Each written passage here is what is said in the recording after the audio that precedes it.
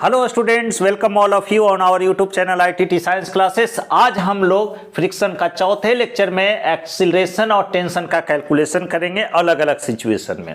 ख्याल रहे कि जो भी सिचुएशन लेंगे सबका सब प्लेन सरफेस होगा, सबका सरफेस आपका रफ होगा, कोई भी सरफेस स्मूथ नहीं होगा। जैसा कि पहला सिचुएशन में आप देख रहे हैं, there are two block of mass m1 and m2, both are connected by a common string passing through a fixed pulley. अब आप जैसे ही इसको आप रिलीज करते हो तो यह ब्लॉक नीचे गिरेगा और यह ब्लॉक आगे बढ़ेगा। सवाल उठता है कि क्या सर ये फ्रिक्शन के कारण ये रुकेगा नहीं क्या? तो हम मानकर चल रहे हैं कि इतना भी फ्रिक्शन नहीं है कि ये फ्रिक्शनल फोर्स इसको आगे बढ़ने से रोक सके। रोकेगा, कुछ हद तक रोकेगा, लेकिन ब्लॉक आगे चल रहा है जैसे ही आप इसको रिलीज कर रहे हो। तो यहाँ पर दो कैलकुलेशन करना है, एक एक्सेलरेशन का और दूसरा टेंशन का।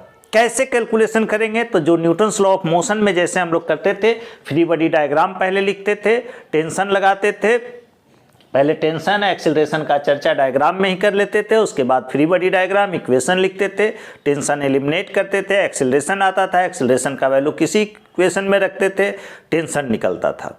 तो यही मेरा प्लानिंग है, यही प्लानिंग के साथ हम लोग आगे बढ़ेंगे। तो देखते हैं क्या करना होगा।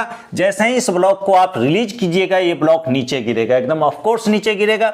अगर यह 1 सेकेंड में 1 मीटर नीचे गिरता है तो यह ब्लॉक भी 1 सेकेंड में 1 मीटर ही आगे बढ़ेगा। It means in equal time displacements are equal, then acceleration of both the body, magnitude of acceleration will be same। Magnitude बोल रहे हैं, डायरेक्शन नहीं सेम होगा। डायरेक्शन इसका वर्टिकली डाउनवर्ड है तो इसका लेफ्ट टू राइट होगा, ओके, लेकिन मैग्नीट्यूड दोनों का सेम होगा। तो अगर यह बॉडी ए एक्सेलरेशन से नीचे आ रहा है तो नो डाउट यह बॉडी ए एक्सेलरेशन से आगे बढ़ेगा। ये बात आप जानते हैं, ऐसा न्यूटन्स लॉ ऑफ मोशन में कई क्वेश्चन में हम लोग किए थे। अब टेंशन दिखाना काम होता है तो टेंशन हम लोग इसी डायग्राम में दिखाएंगे, यही सिस्टम में दिखाएंगे। तो इस ब्लॉक के लिए टेंशन ऊपर हम लोग दिखाएंगे।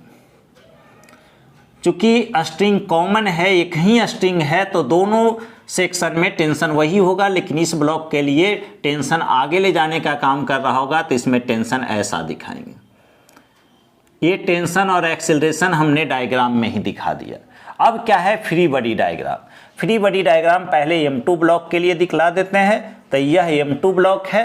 m2 कोई भी ब्लॉक हो उसका वेट लगेगा ही लगेगा, अगर जो कहीं भी रखा हुआ हो, बशर्ते एयर में होना चाहिए। अगर लिक्विड या फ्लूइड में रखते हो तो वेट कुछ कम जाएगा आर्किमिडीज प्रिंसिपल के आधार पर। तो यहाँ पर हवा में ही ब्लॉक है तो इसका वेट कितना लगेगा वर्टिकली डाउनवर्ड, m2g। कोई भी ऑब्जेक्ट है उसका मास अगर m है तो उसका weight mass into acceleration due to gravity, m2g। अगर अर्थ के फील्ड में है, ग्रेविटेशनल फील्ड में, तो g का वैल्यू 10 लेंगे। और ये ऊपर क्या लग रहा है? टेंशन लग रहा है, ये टेंशन लग रहा है। ये m2 ब्लॉक की बात की है। m1 ब्लॉक ऐसे रखा हुआ है प्लेन सरफेस पर।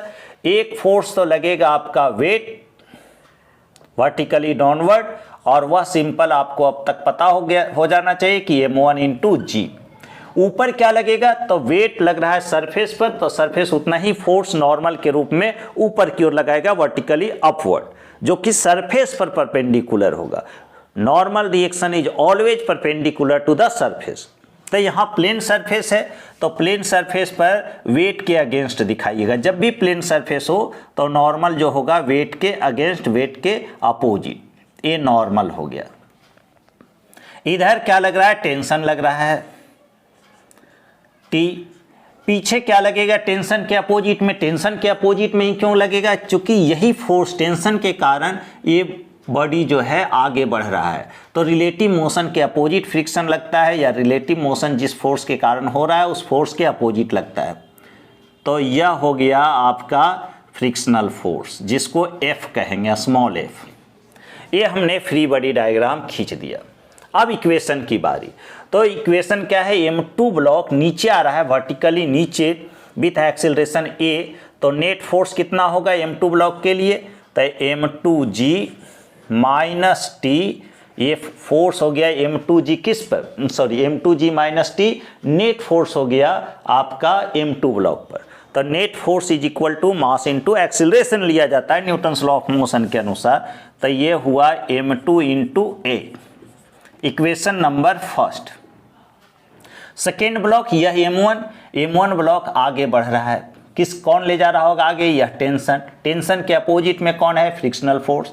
नेट फोर्स कितना होगा, तो T माइनस F मतलब frictional force is equal to m1 into a, equation second. दोनों इक्वेशन को आप ऐड कर दीजिए, टेंशन एलिमिनेट हो जाएगा, एलिमिनेट हो गया यहाँ tension. m2g minus F frictional force is equal to m1 plus m2 into a. Friction का डिफिनेशन से F इक्वल टू होता है म्यू एन, तो m2g minus mu N normal reaction is equal to m1 plus m2 into a हुआ। Okay, तो N का value क्या रखेंगे, m2g minus mu friction coefficient है, एन क्या है, नॉर्मल रिएक्शन आप देख लीजिए m1g के बराबर है इन मैग्नीट्यूड। तो एन के जगह हम लोग रखेंगे m1g is equal to m1 plus m2 into a. ये हमने यहाँ तक लिखा, आगे acceleration a is equal to क्या लिखोगे, इसलिए a is equal two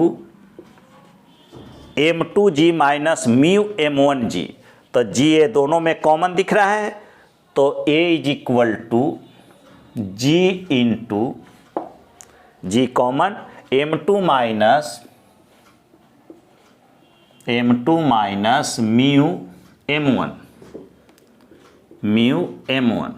by m2g minus mu m1g था, तो g आपने ले लिया कॉमन, तो m2 minus mu m1 by ये निकालना है, तो ये m1 प्लस m2 नीचे, a लिख दिया m1 प्लस m2।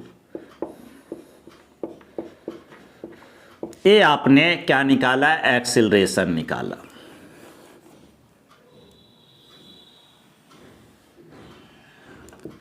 ये एक्सिलरेशन का मैग्नीट्यूड है। डायरेक्शन तो दो ब्लॉक है, दोनों का एक्सिलरेशन का यही मैग्नीट्यूड है। डायरेक्शन आप देख लीजिए सिचुएशन के अनुसार, ये m2 ब्लॉक का एक्सिलरेशन इतना होगा वर्टिकली डाउनवर्ड, m1 ब्लॉक का एक्सिलरेशन आगे की ओर होगा। जब एक्सिलरेशन निकल गया तो टेंशन का बारी, तो टेंशन के लिए फ्रॉम फर्स्ट, किससे, पहले इक्वेशन से, फ्रॉम फर्स्ट क्या करेंगे, तो T निकालना है, T को उधर ले गए, तो m2g माइनस m2a, मतलब T is equal to m2g minus m2a, तो T इज इक्वल टू क्या हो गया, m2 common g minus a। अब इसी में a का वैल्यू रखेंगे, तो ये कितना निकाल चुके हो, इतना। आज हम 3 सिचुएशन बताएंगे, तीनों का तीनों प्लेन सरफेस के लिए है। इसी पर फिर न्यूमेरिकल्स रहेगा, m2 m1 कुछ भी हो सकता है, कभी इसमें ये वो बदल कर देगा। आप इसको समझ लीजिए, सब क्वेश्चन बनेगा, कहीं का भी क्वेश्चन बनेगा, नीट का हो, जेई का हो, कहीं का भी आपका क्वेश्चन बनेगा। बस यही कंसेप्ट है, आप अंत तक बने रहिए, आज फ्रिक्शन हम सिखा कर ही रहेंगे। तो T is equal to m2g minus a, तो ये का वैल्यू रखते हैं, क्या हो गया ये, g into m2 minus mu m1 by m1 plus m2। एकदम होगा, जेई से लेकर कोई भी आप तैयारी कर रहे हो, सभी का सभी क्वेश्चन बनेगा। g दोनों में कॉमन ले लिए, तो यहाँ क्या लिखाएगा, 1 minus m2 minus mu m1 by m1 plus m2। Okay, अभी इसका साइन नहीं, चूंकि ये -1 है, ये एलसीएम लेते हैं, ये अलग है, ऐसे लिखो m1 प्लस m2 एलसीएम, तो T is equal to m2g, m1 plus m2 LCM हुआ, दिख रहा है, और ये minus m2 minus minus plus mu m1 लिखोगे by m1 plus m2, m1 plus m2। Okay, अब क्या है कि ये m2 कैंसिल होगा, दिख रहा है कैंसिल हो गया, m1 प्लस म्यू m1। तो अगर इसमें से m1 कॉमन लेते हैं तो देखिए t इज इक्वल टू कितना लिखाएगा, यहीं लिख देते हैं t is equal to m2g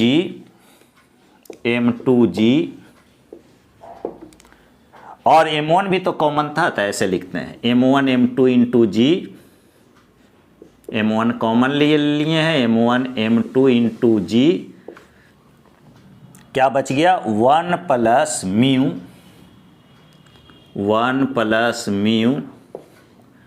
by m1 plus m2, यह t निकल कर आया, t इक्वल टू। ओके, तो हमने टेंशन और एक्सीलरेशन दोनों का कैलकुलेशन किया। इस सिचुएशन में आप भी कर सकते थे, बस फोर्स का चर्चा करना है, उसके बाद इक्वेशन लिखना है, पहले एक्सीलरेशन निकालिएगा, किसी एक इक्वेशन में एक्सीलरेशन का वैल्यू रखिएगा, टेंशन निकलेगा। तो आप इसका स्क्रीनशॉट लीजिए और आप भी मेरे साथ अटेम्प्ट कीजिए, देखिए दूसरा सिचुएशन क्या है, वो अगर समझ लिए तो आगे का क्वेश्चन बनेगा। तो सेकेंड सिचुएशन क्या है, there are 3 blocks of mass m1, m2 and m3। m2 and m3 are connected by a string, m2 and m1 are also connected by another string and another string. We have to calculate acceleration and tension. There are 2 tensions, there are 2 strings, then there will be 2 tensions. अलग अलग रस्सी है तो tension अलग अलग होगा, इतना तो पता है।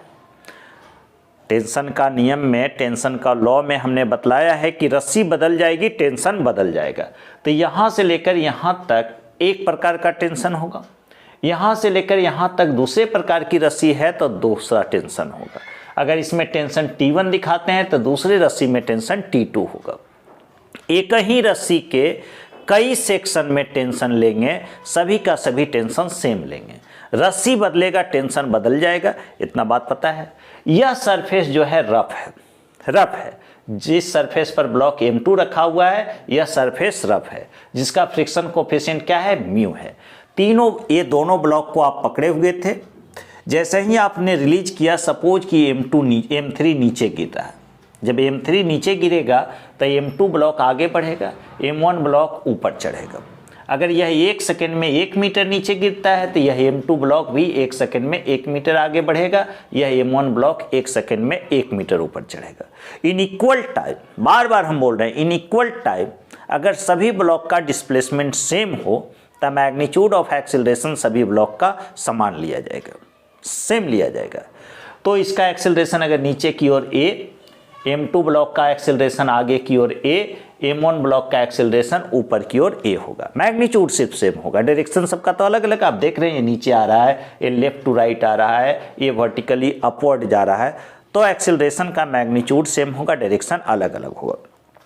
पहला काम कि डायग्राम में ही आपको टेंशन और एक्सेलरेशन दिखाना होगा, तो हम दिखा देते हैं। उसके बाद फ्री बॉडी डायग्राम, उसके बाद इक्वेशन, फिर टेंशन को एलिमिनेट करके एक्सेलरेशन। जब एक्सेलरेशन निकल जाएगा तो फर्स्ट और सेकेंड में वैल्यू रखेंगे एक्सेलरेशन का, तो T1 निकलेगा, T2 निकलेगा।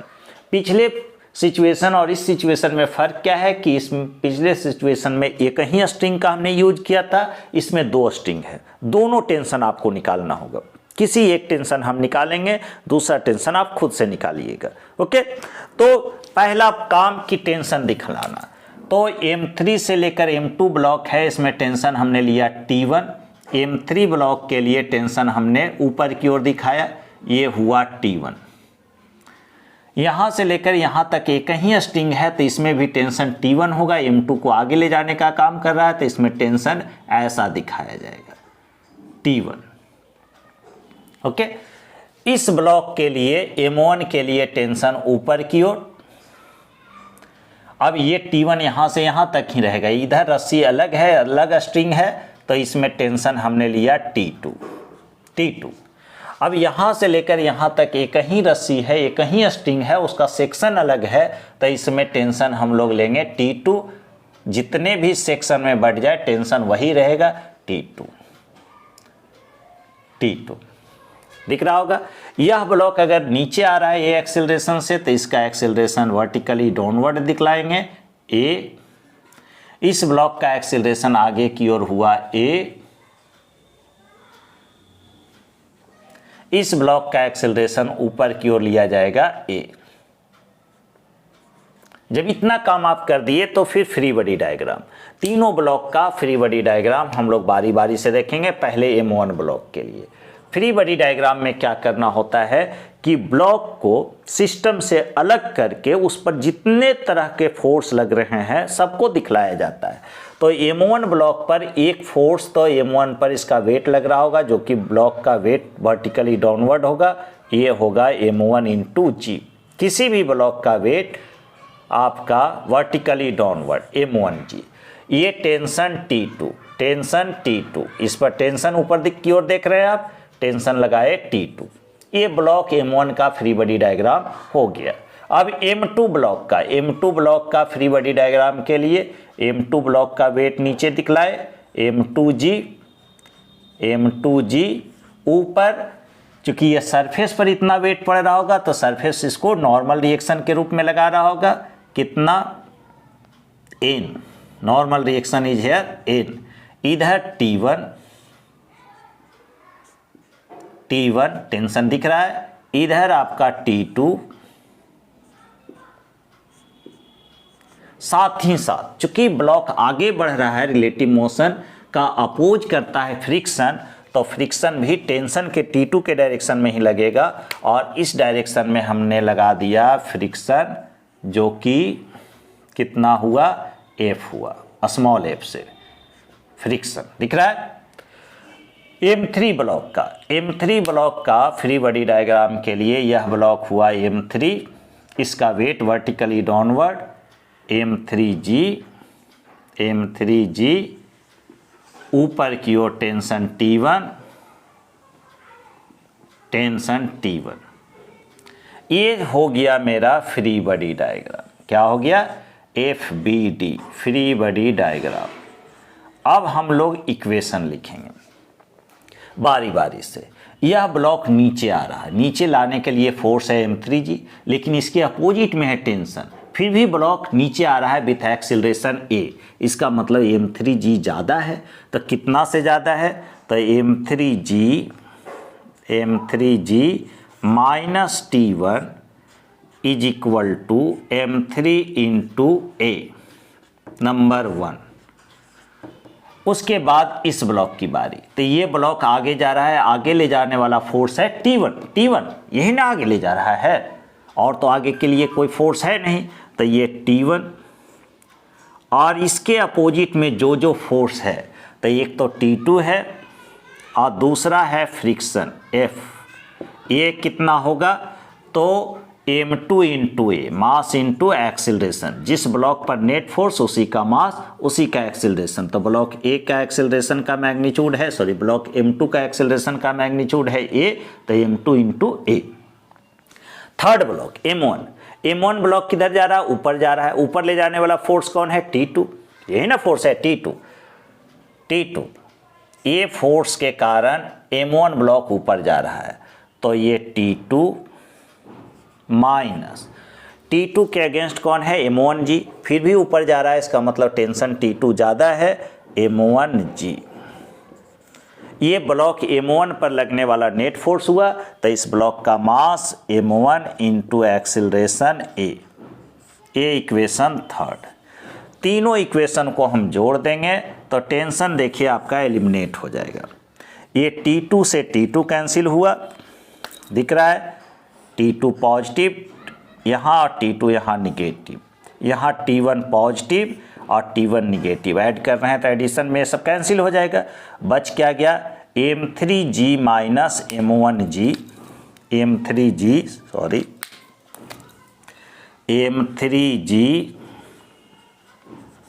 Minus F is here friction force, minus M1G is equal to M1 plus M2 plus M3 into A.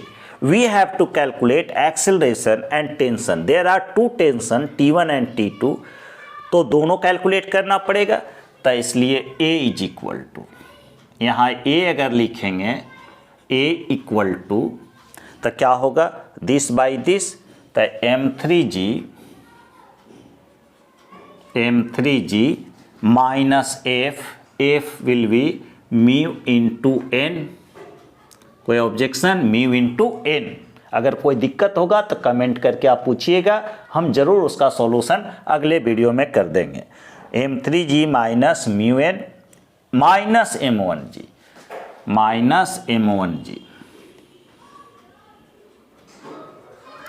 By M1 plus M2 plus M3, M1 plus M2 plus M3. अब यहाँ n का value रखना है, तो n क्या होगा, normal किसके बराबर है, M2G के बराबर है. तो A इज इक्वल टू, जब n रखेंगे M2G तो इसमें भी G आ जाएगा, G कॉमन ले लेते हैं, M3 माइनस म्यू, n का मतलब M2 इंटू G, तो M2 सिर्फ लिखे, G कॉमन कर लेंगे, माइनस M1, सब में G था, G को कॉमन कर लिए, by M1 plus M2 plus M3. देख रहे हैं Newton's law of motion type का ही है सब, एक फोर्स सिर्फ बढ़ गया है, फ्रिक्शनल फोर्स. तो ये हमने एक्सीलरेशन निकाला. अब इक्वेशन फर्स्ट में रखेंगे A का वैल्यू तो टेंशन T1 निकलेगा, और इक्वेशन थर्ड में रखेंगे A का वैल्यू तो T2 निकलेगा. हम T1 निकाल देते हैं, आप उसी तरह से T2 निकालिएगा. तो इक्वेशन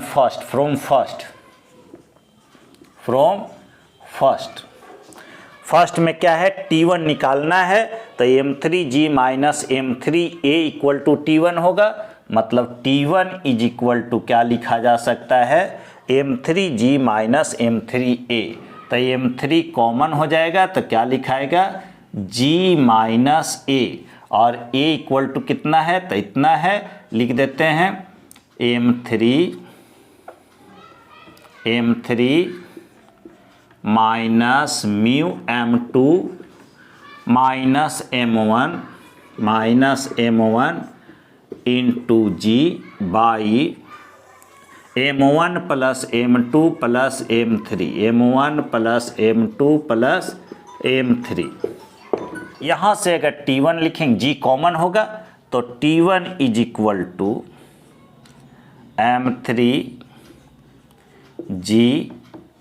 G कॉमन हो गया, 1 minus M3 minus mu M2 minus M1 by M1 plus M2 plus M3. अब देखिए M1 plus M2 plus M3 LCM होगा, T1 is equal to M3G, तो एलसीएम लीजिएगा तो यहाँ M1 plus M2 plus M3 लिखाएगा, minus M3 होगा, minus minus plus mu M2 और plus M1 हो जाएगा, by M1 plus M2 plus M3. Okay, ये M3 और M3 कैंसिल हुआ, क्या लिखाएगा, M1 प्लस M1 2M1, तो T1 is equal to M3G, आप भी कैलकुलेट कीजिए, M1 प्लस M1 2M1 और M2 प्लस म्यू M2, तो यहाँ M2 ले लेते हैं कॉमन, तो 1 प्लस म्यू और by M1 plus M2 plus M3. तो ये हमने T1 निकाला.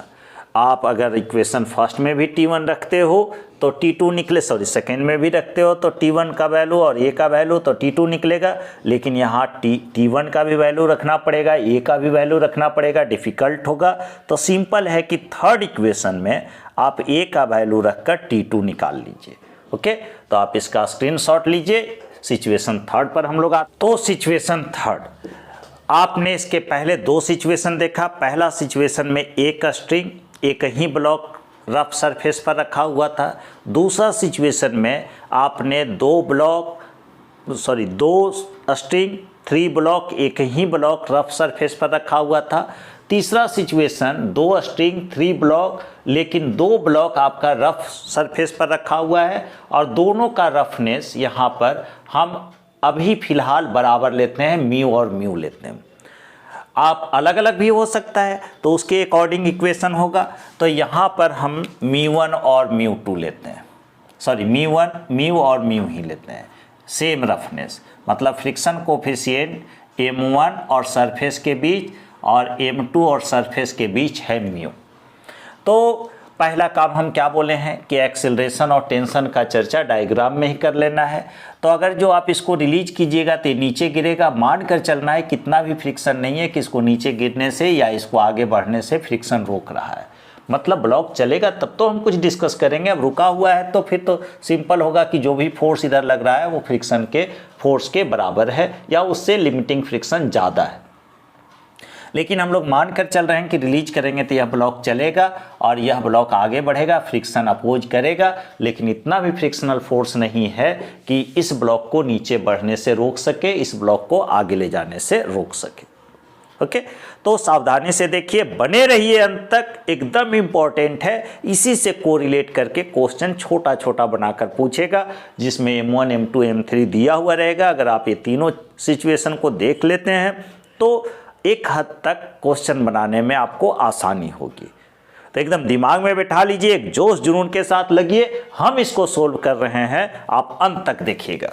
तो पहला काम हम क्या बोले, टेंशन दिखाना। There are 2 strings, 2 different strings, tension will be different in different strings. Okay, तो इसमें टेंशन हमने दिखाया T1, M3 से M2 के बीच में टेंशन T1। M3 ब्लॉक के लिए टेंशन ऊपर काम करेगा, ऐसा इसको ऊपर खींच रहा है, टेंशन T1।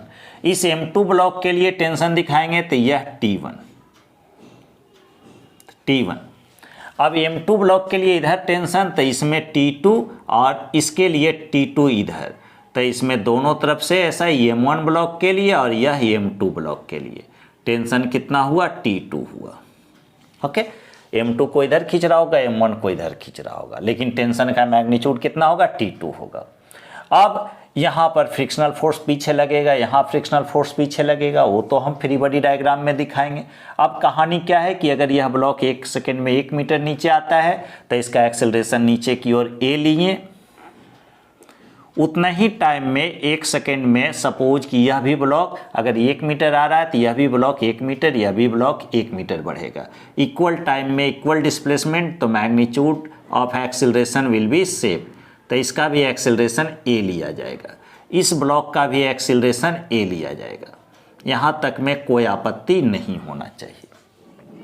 अब बारी आती है किसका, तो FBD का, फ्री बॉडी डायग्राम का। तो फ्री बॉडी डायग्राम में हम ब्लॉक्स को सिस्टम से अलग करके उस पर लगने वाले तमाम तरह के फोर्स को दिखाएंगे, जिधर लग रहा है उस डायरेक्शन में दिखलाएंगे, उसके बाद फिर इक्वेशन लिखेंगे। तो अब फ्री बॉडी डायग्राम हम लोग लेते हैं। तो देयर आर 3 ब्लॉक्स। तो पहला ब्लॉक हम लोग लिए M1, यह ब्लॉक M1। तो इसका फ्री बॉडी डायग्राम कैसे होगा, एक तो वेट, पहला काम वेट लगाओ वर्टिकली डाउनवर्ड। अगर सरफेस पर रखा हुआ है तो उसी के अपोजिट में नॉर्मल रिएक्शन, अगर सरफेस प्लेन हो तो, अगर इंक्लाइन हो तो उसका चर्चा करेंगे। तो M1 जी प्लेन सरफेस, सरफेस समतल है, प्लेन है, तो नॉर्मल वेट के अगेंस्ट यह नॉर्मल सरफेस के द्वारा लगने वाला फोर्स होगा जो कि सरफेस पर परपेंडिकुलर होगा। M1 जी भी सरफेस के परपेंडिकुलर ही लग रहा होगा चूंकि सरफेस प्लेन है, समतल है। इधर लग रहा है M1 ब्लॉक के लिए टेंशन लगेगा, तो इस रस्सी में टेंशन है T2, हमने दिखाया T2। M1 ब्लॉक पर एक फ्रिक्शनल फोर्स भी लगेगा जो कि रिलेटिव मोशन का अपोज करेगा, तो ब्लॉक आगे बढ़ रहा है मतलब कि इनिशियली रेस्ट में था, आगे बढ़ना स्टार्ट करेगा, रिलेटिव मोशन आगे की ओर हुआ, तो ये टेंशन फ्रिक्शन पीछे की ओर, यह फ्रिक्शन हुआ F1 क्यों? क्योंकि दो फ्रिक्शनल फोर्स लगने वाला है, तो किसी एक को हमने कह दिया F1। ओके, यह इस ब्लॉक के लिए हम लोग फ्री बॉडी डायग्राम देखें। दूसरा ब्लॉक है आपका M2, यह ब्लॉक M2, इसका वेट लगा है वर्टिकली डाउनवर्ड, कितना? M2G। यह M2 ब्लॉक प्लेन सरफेस पे रखा हुआ है, नॉर्मल इसी के अपोजिट में, एकदम प्लेन सरफेस पे हो तो नॉर्मल वेट के अगेंस्ट, मतलब नॉर्मल हर हाल में M2G के बराबर होगा और अपोजिट होगा, मैग्नीट्यूड में इक्वल और डायरेक्शन में अपोजिट। इस M2 ब्लॉक पर एक फोर्स लग रहा है, टेंशन का फोर्स, यह हुआ T1। इधर लग रहा है दो तरह का फोर्स, तो एक तो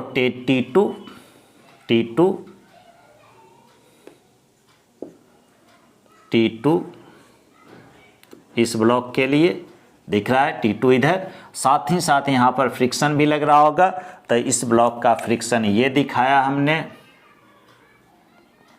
जो कि T2 के डायरेक्शन में ही होगा, T1 के अपोजिट होगा, और इस फ्रिक्शन को हमने कह दिया F2, दूसरा फ्रिक्शन F2। अब तीसरा ब्लॉक का फ्री बॉडी डायग्राम, तो थर्ड ब्लॉक है M3 ब्लॉक पर पहला तो लग रहा है इसका वेट जो कि होगा M3G, ऊपर लगेगा टेंशन T1,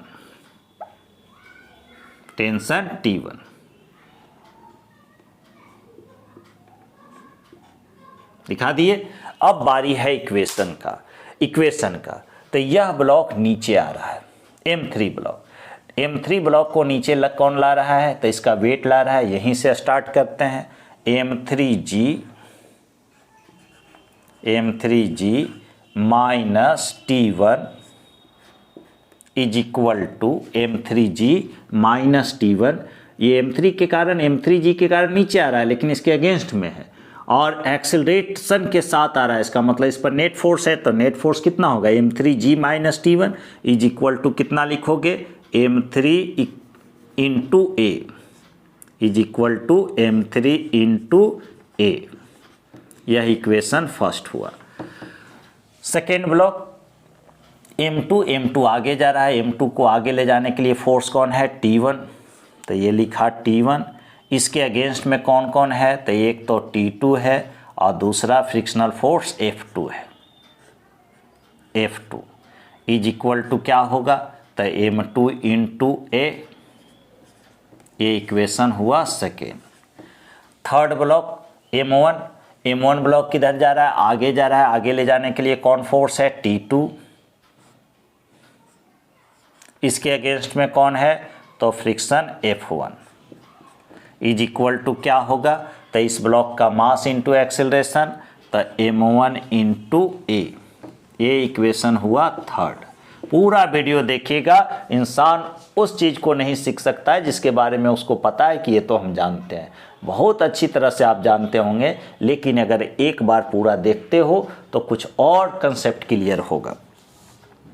ये तीनों इक्वेशन को आप ऐड कर दीजिए, T1 से T1, T2 से T2, M3G,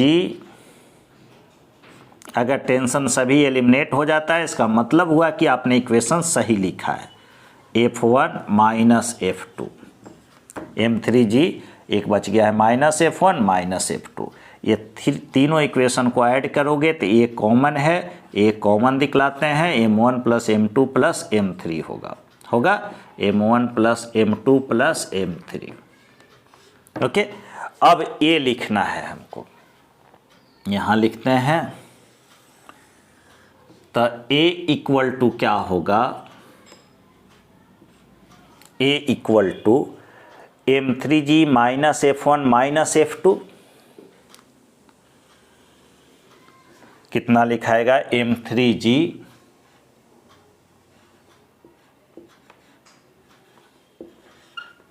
minus F1। F1 क्या है? तो यहाँ का लगने वाला फ्रिक्शनल फोर्स है, यह है F1। तो F1 क्या होगा? Friction coefficient into normal reaction mu into N. तो F1 के जगह हम लोग म्यू एन, इसको N1 और N2 कह देते हैं, चूँकि नॉर्मल रिएक्शन अलग अलग लगेगा, वेट अलग अलग है, तो म्यू N1, F1 को म्यू इंटू N1।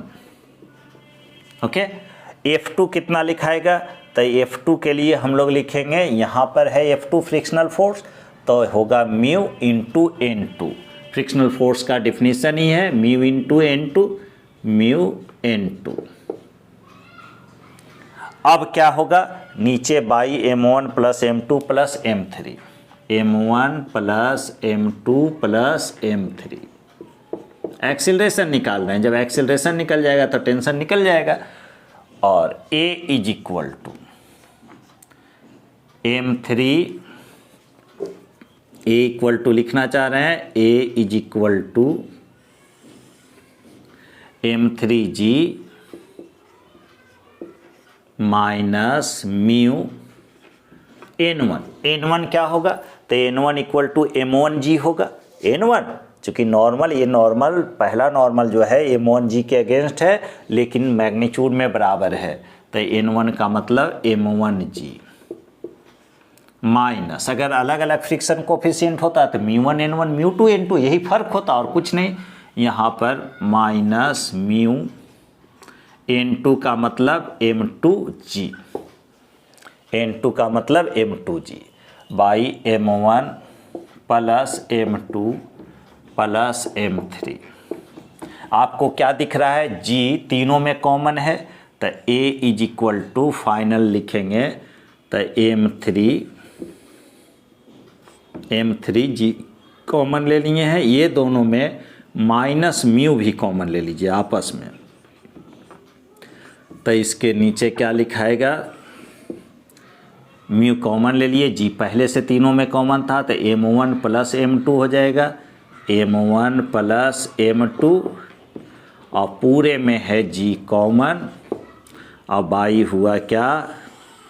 तो M1 plus M2 plus M3, M1 plus M2 plus M3। अब आपका क्या काम है कि A का वैल्यू फर्स्ट में रखिएगा तो T1 निकलेगा, सेकेंड में रखिएगा A का वैल्यू तो T2 निकलेगा। तो इस तरह से कैलकुलेशन अगर जो हम लोग करते हैं, न्यूमेरिकल में फ़र्क क्या होगा? यही मास दिया हुआ रहेगा, अलग अलग कंडीशन होगा, लेकिन सिचुएशन कुछ इसी तरह का रहेगा। तो होप सो कि आप समझ रहे होंगे। आज हमने प्लेन सरफेस पे रखे ब्लॉक, रफ प्लेन सरफेस पर रखे ब्लॉक का एक्सीलरेशन और टेंशन का कैलकुलेशन किया। अगले वीडियो में यही सिचुएशन होगा, सिर्फ सरफेस जो होगा प्लेन नहीं बल्कि इंक्लाइन होगा। तो होप सो कि आपको ये वीडियो पसंद आया होगा। अगर वीडियो अच्छा लगता है तो वीडियो को लाइक, और अगर जो स्टूडेंट्स नए हो चैनल को ज़रूर सब्सक्राइब करके बेल आइकन दबा देना। अगर और भी आपके दोस्त हैं तो उसके बीच इस वीडियो को शेयर कीजिए, और लगे रहिए हमारे साथ। इस बार नीट में आपका अच्छा नंबर आने वाला है फिजिक्स में। अगर जेई का जो विद्यार्थी तैयारी कर रहे हैं, यही क्वेश्चन होगा, इसी पैटर्न होगा, सिलेबस सेम है, बस थोड़ा बहुत का फर्क है, लेकिन कंसेप्ट दोनों में वही है। तो जुड़ने के लिए धन्यवाद। जय हिंद, जय भारत।